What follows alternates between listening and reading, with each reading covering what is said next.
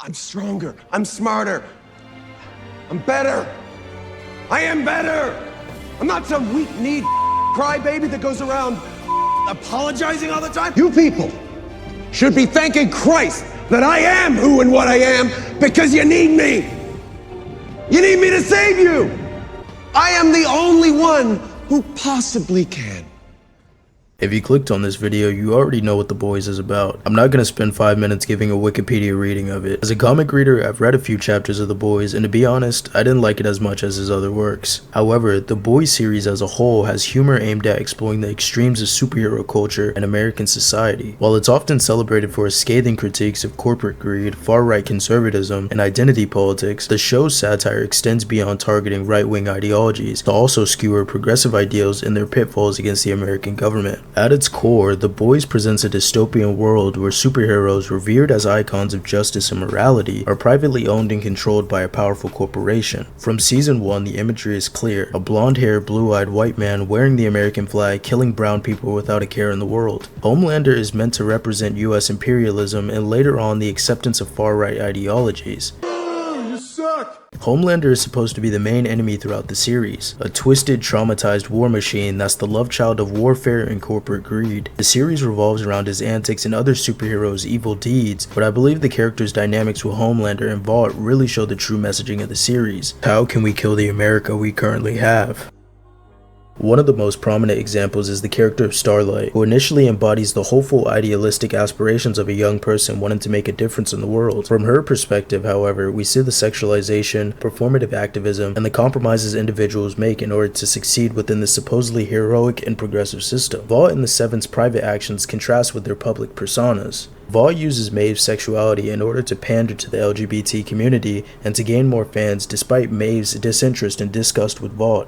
Homelander is also constantly appeased and let loose due to his overwhelming power and his ability to create profit. Even politicians like Newman are shown to be complacent with killing their opposition and compromising with Homelander. In Season 3, Soldier Boy and Homelander serve as stark metaphors of different facets of American identity and power dynamics. Where Homelander embodies unchecked authority and the darker sides of American power, Soldier Boy stands in contrast as a symbol of traditional patriotism and Cold War thought. While Soldier Boy was shown by Vought to be a traditional battle-hardened patriot, the reality was that he was nothing more than propaganda. Furthermore, he was even betrayed by his own team, which I believe represents all the protests to the American government during the Cold War. This stark difference in optics, though, and mentality between Homelander and Soldier Boy mirrors broader tensions within American society, between historical ideals and our current realities and attitudes. As it was said in the Herogasm fight, Soldier Boy is the old America that's tucked away and is now defunct, while Homelander is the new, powerful, flashy product of the new America. While this also could be considered a stretch, I think that Ryan also acts as the perspective of the American youth nowadays. Ryan is raised to be everything Homelander isn't and is sheltered and raised by Becca. When Homelander finds him and wants to be in his life, Ryan discovers a whole new world, a new strength. Homelander tells him that he is superior to everyone else and that he shouldn't fear his powers, while he berates Becca for raising him like a girl. And he even brings a literal Nazi to meet Ryan. Very subtle. I think this perspective shows how young American boys are fascinated by the opposite end of the spectrums they were raised in. Ryan grows up sheltered and coddled and then meets what he sees as masculinity and power incarnate. In short, Ryan's perspective represents finding strength in national identity, no matter the history or actions of the nation. And as season 4 progresses, we see why this is so important for Homelander to have a bond with Ryan. He sees that he's aging, and even though he's superpowered, he's not able to outrun natural causes and dying. I mean, if anything, if we really want to go for reaches, he's literally superpowered. He is a superpower. As in America, a superpower, you get it? Anyways.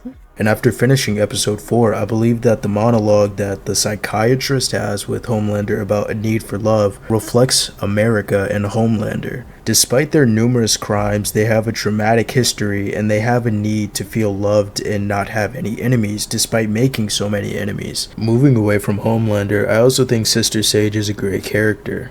There's a lot of commentary on far-right nutjobs and conspiracy theories, but I think it's actually pretty ironic that they include a character that's basically a walking conspiracy theory weaver. You have all these people at the cons and firecrackers saying that there's a secret cabal all pulling the strings, when you have Sister Sage doing these crazy elaborate plans in order to break up the Seven and get to some goal that we don't know yet. I'm actually interested to see where her character goes. With all of these groups and dynamics, I think that the point of The Boys is to show the various pitfalls Americans face when the concept of political unity or revolution arises. The Boys are seen as evil brutes killing heroic superheroes. Politicians appease Homelander and Vought to bring in more money, and Vought themselves play both sides by appealing to Homelander supporters' nationalism and reactionary tendencies, while also pandering to ultra-progressives and identity politics. Through every season, the Boys almost have Homelander killed or optically ruined in society, but a compromise or infighting always lets him get away. I think this is reflective of our current political landscape.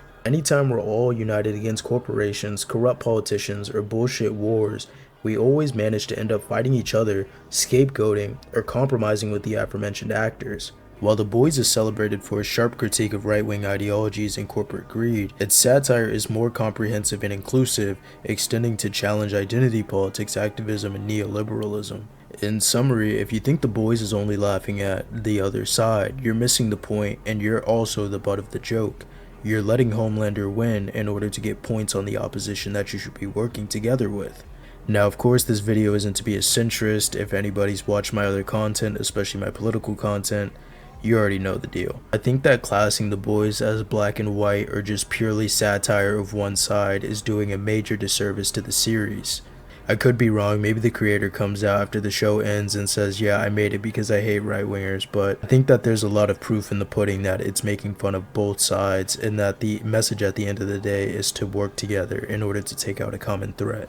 Anyways, if you got this far, thank you for watching. Make sure to like, comment, and subscribe. I have other videos on the way that might be longer. I just wanted to get my thoughts out while the topic's still hot because I am shameless. Anyways, see you guys in the next video.